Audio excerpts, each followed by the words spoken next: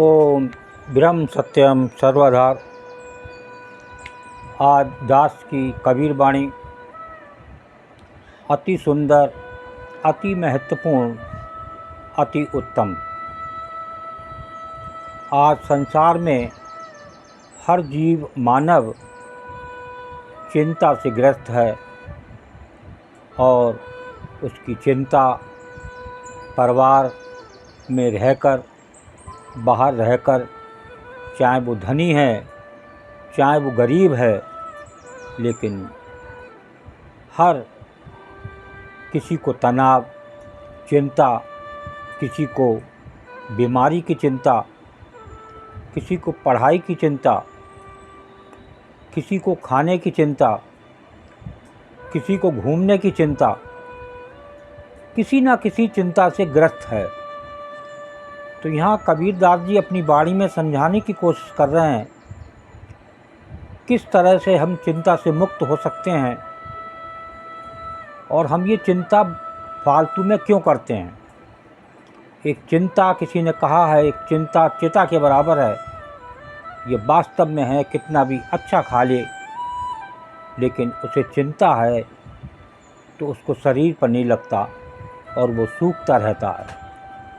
तो आइए, वो चिंता करने वाला कौन है और चिंता का रोग कौन मिटाता है।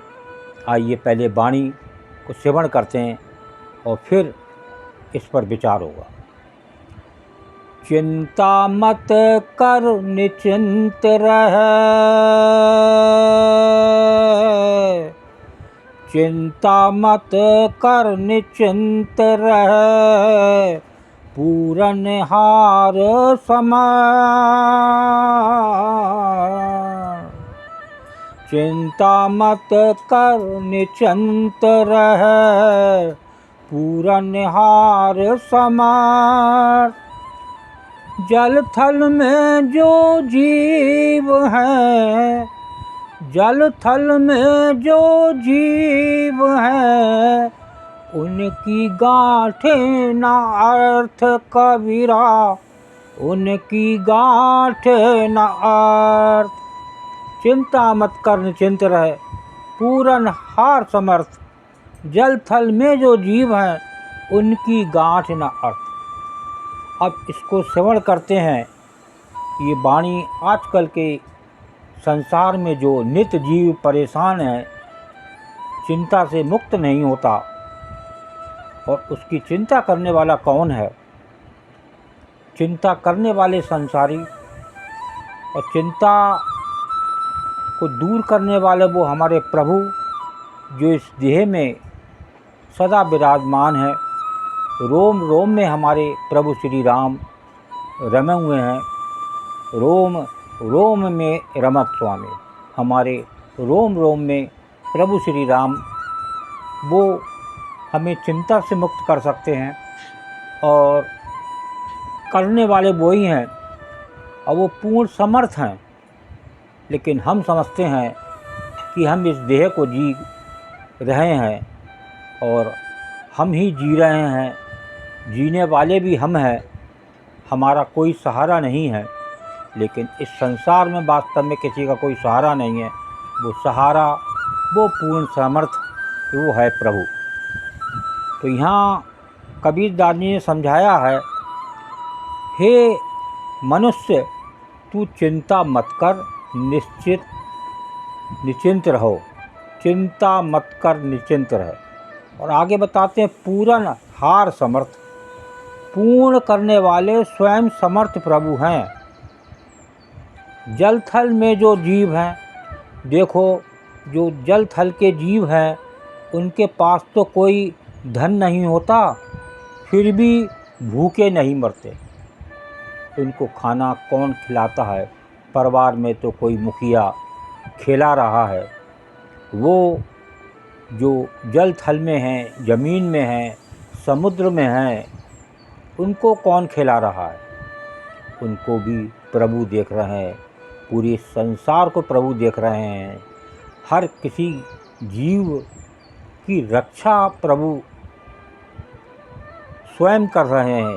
लेकिन यहाँ संसारी परेशान है, इधर उधर के चक्कर लगाकर वो समझता है प्रभु कहीं दूर मंदिर में बैठे हैं, मैं जब तक वहाँ नहीं जाऊँगा, जब तक मुझे प्रभु नहीं मिलेंगे। कहीं आपको संसार में जाने की ज़रूरत नहीं।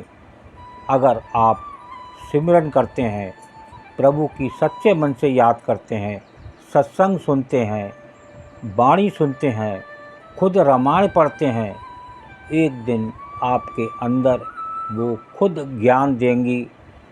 वो वाणी, वो शास्त्र हम लोग पढ़ते नहीं हैं, वो संसारी पढ़ाई करके और कमाई करके हल्के हल्के लोग इस संसार से विदा हो रहे हैं। बड़ी चिंता के साथ कुछ नहीं लेके जाते। हर पल वो शहरों शहरों में चक्कर लगाते रहते हैं। जिस प्रकार परिवार को देखते हैं, शहर को देखते हैं कि लोग हरिद्वार जा रहे हैं, मथुरा जा रहे हैं, वृंदावन जा रहे हैं, बनारस जा रहे हैं, इसी प्रकार लोग कई देवी जी को पूजने जा रहे हैं।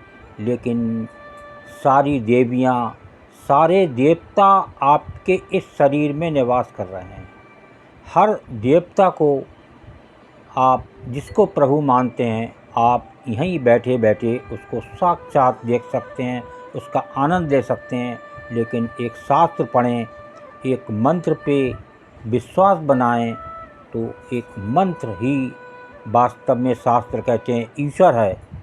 उस मंत्र का जाप आप करेंगे और तो निश्चित ही आपको प्रभु मिलेंगे जो चिंता आपकी दूर कर रहे हैं।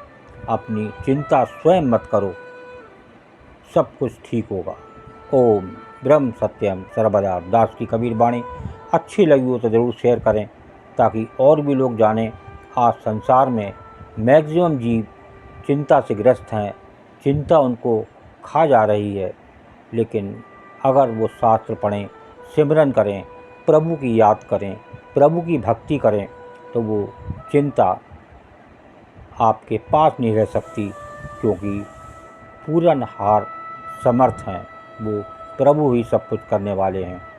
ओम ब्रह्म सत्यम सर्वदा।